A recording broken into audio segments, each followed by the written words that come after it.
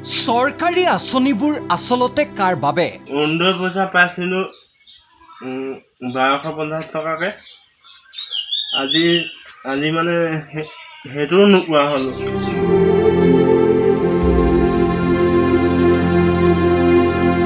আমাৰ ঘৰৰ অৱস্থা একেবাৰে বেয়া।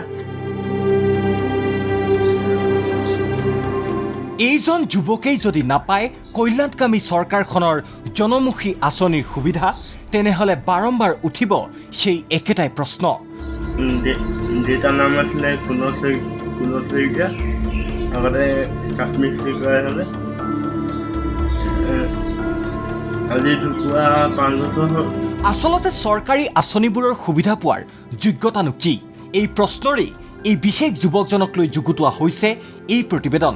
উদ্দেশ্য, ইমান দিনে জনপ্ৰতিনিধিৰ দৃষ্টি নপৰা সৰুপথাৰৰ এই যুৱকজনৰ ওপৰত সুদৃষ্টি পৰক স্থানীয় বিধায়ক বিশ্বজিৎ ফুকনৰ।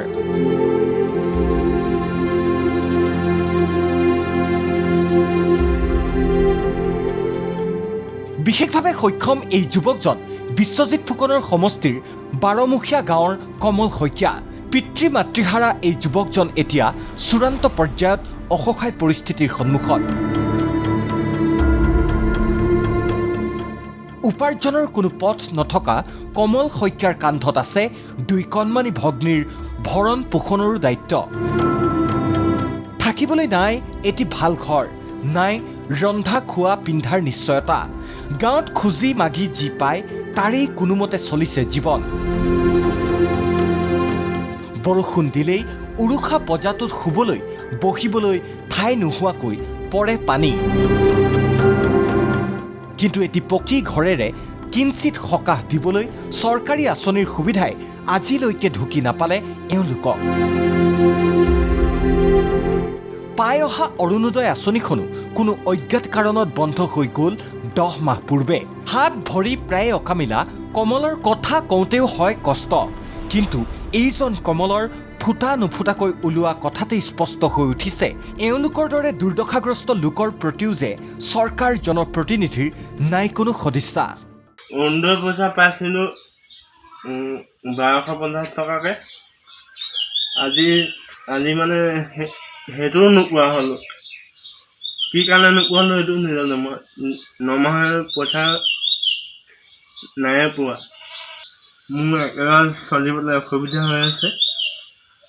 বিধায়ক মহোদয়লৈ এটাই অনুৰোধ যে অকণমান সহায় কৰিলে হৈ যাব মোক।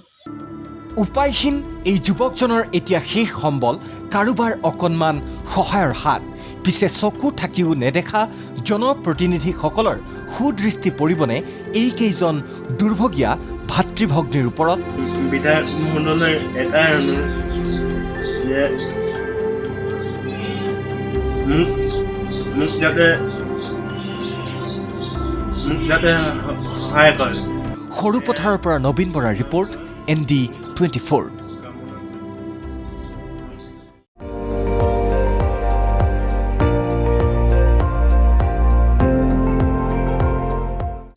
আপুনি চাই আছে ND24, সৰ্বশ্ৰেষ্ঠ নহয় সৰ্বোত্তমৰ দৌৰ।